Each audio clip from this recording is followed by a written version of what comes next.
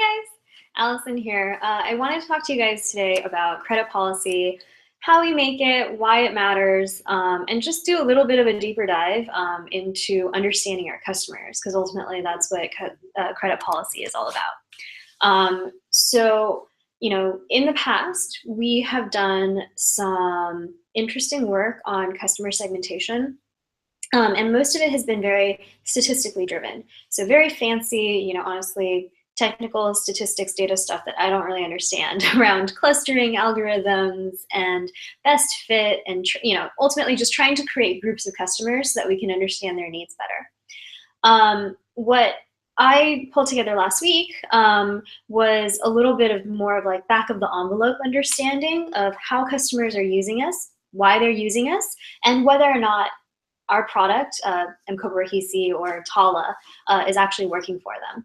So unfortunately, behind me, the whiteboard looks like it's actually getting reversed in the camera. So I'll try not to reference it too much. But I just wanted to talk a little bit about, kind of the service that we provide as a company and why we can't provide that service to everybody, or why, not everybody actually really needs our service. So if you think about M-Cobra Hisi, we are a short-term unsecured cash advance. It's a loan of 21 to 51 days, and it's about anywhere from 1,000 up to 10,000 shillings, right? That's kind of the product that we have. Right now, the way we decide who qualifies and who doesn't is we use our credit model. So if somebody's above the score, they get a loan. If somebody's below the score, they're rejected, they don't get a loan. That score ultimately doesn't tell us that much about the customer. It doesn't even really tell us how that we think the customer is going to use our product. So the goal of this video is to talk a little bit about how our customers use our product, who's doing well with our product, and who's not doing well with our product. So overall, you know that we have very high default rates. So overall, in about 3 to 6 months, we experience 45% of people not paying us back on a loan. That doesn't mean that they all default on the first loan. It just means that between the first, second, third, fourth, etc. loan, a lot of people are churning out due to default. So that's kind of the baseline measurement for whether a customer is effective in using our product or not.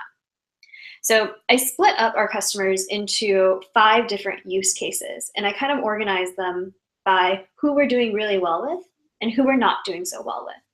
So first, people who we're doing really well with. We're doing really well with people who need a payday advance.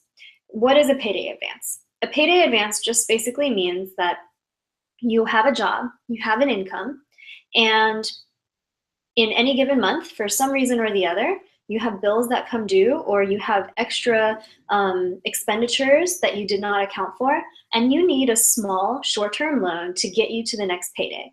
So let's say you make 10,000 shillings a month, and that's normally enough for you to pay rent and buy food. But this month you have a wedding that you want to go to, so you want to buy them a present.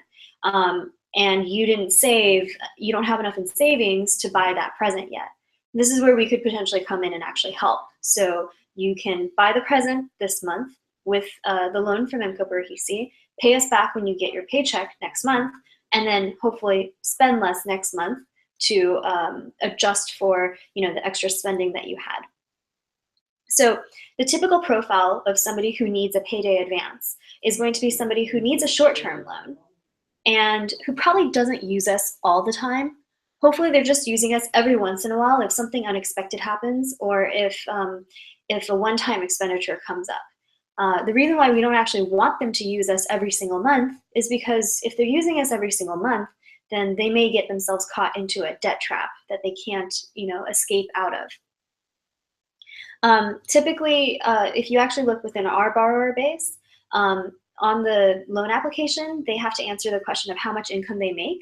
And actually, if you look at it, a good chunk of our employed borrowers are making more than 1,000 shillings a day, or more than about 30,000 shillings a month. In general, these people are kind of characterized as being stable, salaried, employed, and they have alternatives. They don't have to come to us. they could go to a bank or a traditional microfinance institution. They're coming to us because they really only need a short-term loan. Banks, typically will only do the longer-term loans.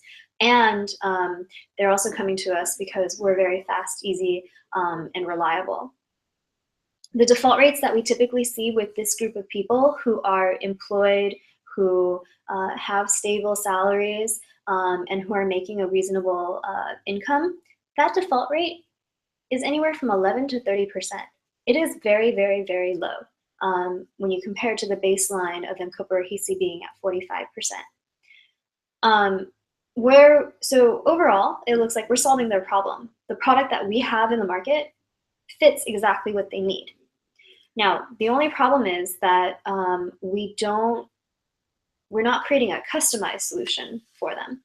So one thing that is always a challenge in underwriting is that just because you are willing to pay does not mean that you have the ability to pay, right? So let's say you make 10,000 shillings a month and you're a very honest person, you're very willing to pay. That doesn't mean that it would be easy for you to make payments of 50,000 shillings a month, right? Even though you're willing, even though you want to generate income with your investments or have a side business or start something new, it is going to potentially create hardship for you if your debt payments are a multiple of what your monthly income is. So in order for us to really even service this group of people better, we need to create a way of estimating what their debt capacity is. And historically, debt capacity is measured as a percentage of income. So that tells us immediately one area that we can work on. We need to know what these people's incomes are, or we need to trust their survey information, but then maybe verify it in some way. The other thing that's important for this group of people is that this group of people is very small. Most of our customers, unfortunately, are not stable, employed with an income above that level. So I think that this group of people only represents maybe about 15% of our customers. Another group that we've done really well with is the group of people who are using us because we're convenient. And I am referencing this group because everyone says that we're convenient and that's part of why they like our service. This specific group is only using us because we're convenient. So really what I'm saying is they don't really need credit because they may have plenty of money. They actually really just need help with a payment mechanism. Like, for example, if they get stuck somewhere and there's no ATM, then they can't access their cash. In that case, we might be helpful for them to be a 1 or 2 day, very, very short-term loan until they can go and get access to the ATM. So typically the group of people who is only using us because we're convenient and because we're a payment mechanism for them until they can access their cash account are very high income. So these are people who are probably making more than 1,500 shillings a day or more than 50,000 shillings a month. They're going to have very stable employment, very high incomes. They might be employed by another person or be self-employed, but overall they just have a very stable situation. And typically they have alternatives. They could go to a bank and get a loan, but again, they're using us because we are instant and we're solving the convenience problem for them. Their default rate is also very low. It's typically less than 30%. So the fact that the product that we have fits the need that they have ends up being reflected in the default rate. Another, similar to the last group that I talked about, one area where we can improve with these users is we should really try to figure out what their debt capacity is so that, again, we can offer a customized solution. So, imagine you're stuck somewhere without access to an ATM and you need to fill up to get gasoline. It's not very helpful if we give you 1,000 shillings and that isn't even enough money to fill up your tank, right? So, if we were able to create better estimates of debt capacity and how to identify these people better, then maybe, what they really need is something more like 5,000 shillings and we can give them right up front at the beginning. Also, with respect to size, They represent a pretty small portion of our overall customer base. They're maybe, I think, 12% of our customers. Okay, I said there were 5 groups. Group number 3 is the group of people who use us for consumption smoothing. So what this means is that maybe their income is unstable or changes from day to day. So if you have your, so for example, one month they may make 10,000. The next month they might make 50,000. Then the third month they make 5,000. Fourth month they make 30,000. So on average, they may have a pretty steady, on average, they may have a pretty good income. But because their income shifts from month to the next month, they need the ability to borrow when times are bad and repay when times are good. So typically what you see with this group is that their income level is a little bit lower. So it'll definitely be under 50,000 per month. And also what you'll tend to see with this group is they really need flexibility. So hopefully their income is 10,000 one month and 50,000 the next month. But what happens if they only earn 10,000 every month for the next 6 months? Then what they really need is the flexibility for us to roll over the loan for them until they're actually able to pay us back again when they get back on their feet and when they're at the higher income again. So what we really need to understand about this group better is how unstable the income is, why it's unstable, and how to structure the flexibility so that they can actually do something good with the loan rather than just creating a really flexible product that people take advantage of. Typically, these guys will also have fewer options. So, if you're employed, if you have a job, if you have a pay slip, you can probably go to a bank to get a loan. Well, if your income is very unstable and it's moving from month to month, it's very hard to get a loan from a bank. You might be able to get a loan in the informal sector. You might be able to get a loan from a SACCO, but your choices are going to be less good than the other 2 groups that I talked about. Overall, with this group of people, we've seen about 47% default rates. So only a little bit higher than our overall default rate. And I think they represent maybe about 13% of our customer base. The way to service this group better, I think, is with a very, very strong understanding of their situation. And then that end-to-end servicing from collections all the way down, from customer service all the way down to collections is going to make them feel successful with our product. We don't want to make them feel like a failure if they can't pay us back on time. At the same time, we don't want to be so flexible that they feel like they never have to pay us back. We just need to understand their situation and work together as partners so that they can pay us back when they're able to without hardship. The 4th group is the micro entrepreneur group. So this is the biggest group, by the way. These guys represent about 60% of our customer base. Now, the micro entrepreneur group are the people who have their own businesses or have a side hustle, and they just need working capital to manage their inventory or their business. So good example would be borrow money to buy tomatoes, to sell tomatoes, to repay the money, to borrow money again, to buy the tomatoes, to sell the tomatoes, etc. So typically they're self-employed, and a lot of the time they have very unstable incomes. Some days the tomato business is good, some days the tomato business is bad. Their income level is also very diverse. You have some people who are very, very, very low income, people who are living on just a few thousand shillings per month. Then you have other people that are very high income, very big, successful businessmen that need more working capital. Those are people that'll be a few hundred thousand of income in any given month. Similarly, there's a huge diversity of literacy. There's a huge diversity of education. The overarching need, though, is that they don't really need a bunch of different short-term loans. They just need one line of credit that they can use to access inventory or to manage their business.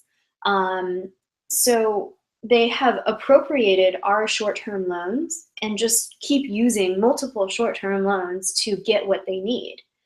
But ultimately, it's important to keep in mind that the product that this group of people really needs is a line of credit or working capital. It is not necessarily multiple short-term loans.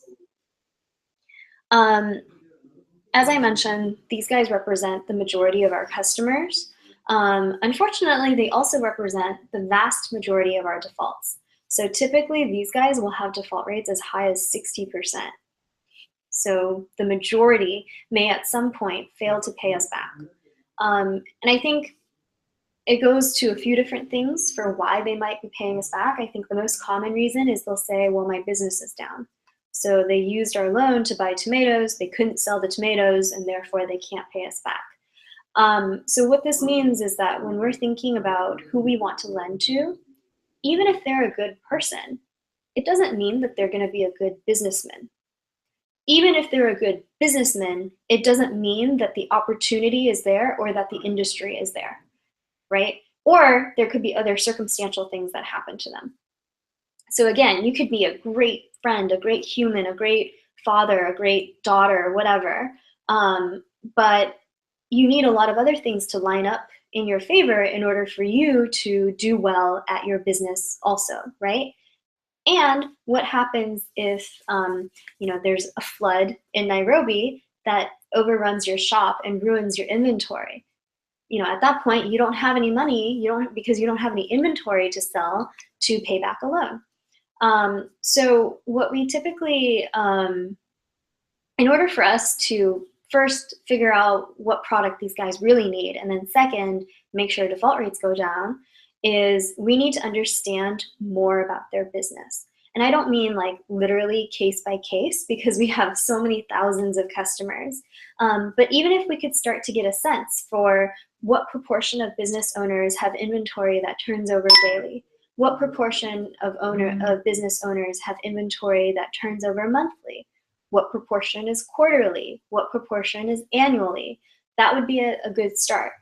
Another way to look at it would be to think about what industries they're in. So you can think about agriculture as opposed to services like nail salon or hair salon, as opposed to any kind of electronics shop or cyber cafe. Those would all be ways that we can start understanding our business customers better and creating the product that matches for them. So, M-Kopa Rahisi, it's a 21 to 51 day loan. Well, if I'm a small business owner and my inventory turns over every 90 days, then very obviously a 51-day loan is not going to help me very much. It's not going to work for me. And that's kind of, at that point, we have a few different options. We can either lend to them anyway, even though knowing that it's not really the product that they need and that most likely, they could come back and default on us.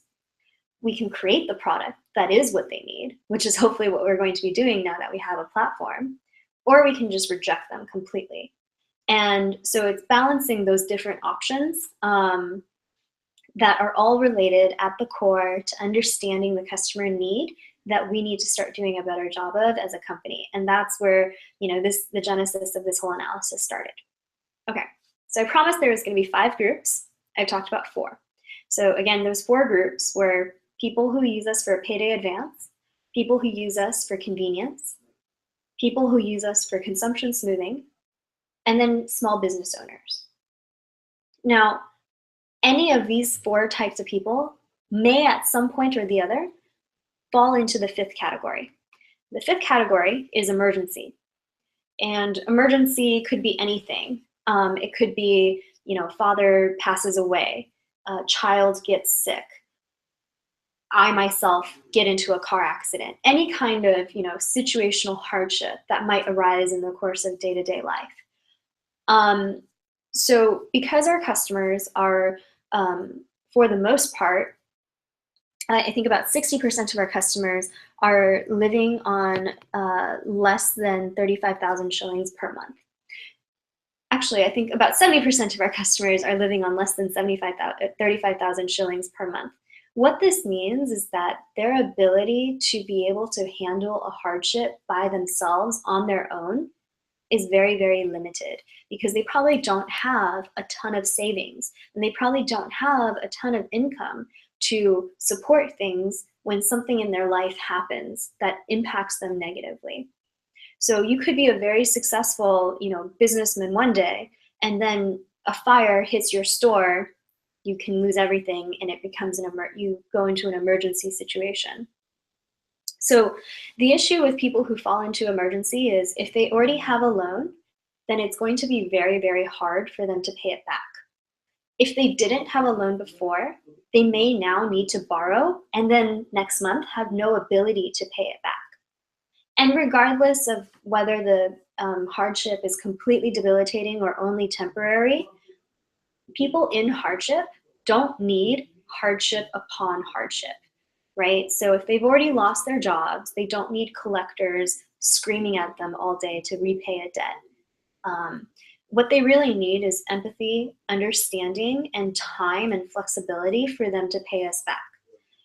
Now, again, you have to balance creating that flexible policy with people who are just going to take advantage of you. But we have to be pretty cognizant that within our borrower base, hardship happens pretty frequently. And I think by moving to the platform, we might put ourselves into a better position to actually service customers and still be there for them when they experience a hardship. So here's a few examples. First off, I think if somebody dies, we should forgive the debt. That could just potentially be one policy that we create. We'll have to figure out how to verify it. But it seems reasonable that if the borrower passes away, there's nobody to collect from. Here's another example. In the hardship analysis that the data analytics team and I did earlier this week, we saw that maybe about 30% of our customers have experienced some form of hardship and they wrote it down in their loan purpose statement. So when we have a platform, we can potentially connect people who are in hardship with other service providers that can help them out of their situation.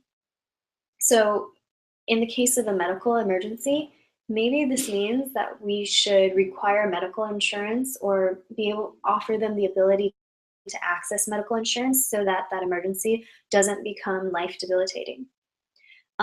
Or if something really bad happens, they're in an accident and they can't work again for the rest of their lives, then at that point, it makes sense to potentially try to connect them with a NGO or other charity that might be able to help them out of their situation. And I think that's important to recognize because, we are a for-profit company. We are a lending company, which means we give somebody money and we expect them to pay us back, right? And in order for that to work, us giving the person money must benefit them, or it must benefit the customer as much to pay back the money as it does to receive the money.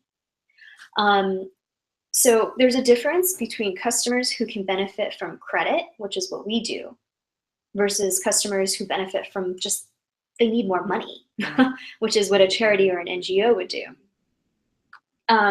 So, as an example of somebody who could benefit from credit, if you're a small business owner and you're trying to grow your business and you need money to buy inventory and you're using our capital to buy inventory so that you can grow your sales, that's great. That is growing your business and that's kind of doing the right thing. But if that same business owner is very low income and the business that they're in doesn't even generate enough income for them to eat, in that case, I would argue that, really maybe they need a loan, maybe a loan would help, but really what they need more is they need more money so that they can eat and pay rent and pay bills. And that's a major, major difference. Nowhere in none of this is judging, the quality of a person's character or how good of a person they are, or even what their expectation is about their business. This is merely just saying that as a lending company and as a responsible lending company, we have an obligation to understand our customers very well, to understand why they're using our loan, and to ensure that our business practices is giving them an opportunity with credit that actually advances their lives. This is a key differentiator between us and our competitors, and it's a key differentiator between us and the banks that I think is really going to have us stand out, and it's going to be a major part of what we're doing as we move to the new platform. Let me know if any of you have any questions. Just feel free to direct message me. As I said, there's these 5 categories, and this was a very, very rough way of segmenting our customers. I think each of you knows more about our customers than I really do. So hopefully we'll find a way in the future to work together to continue to understand our customers even better. Bye, guys.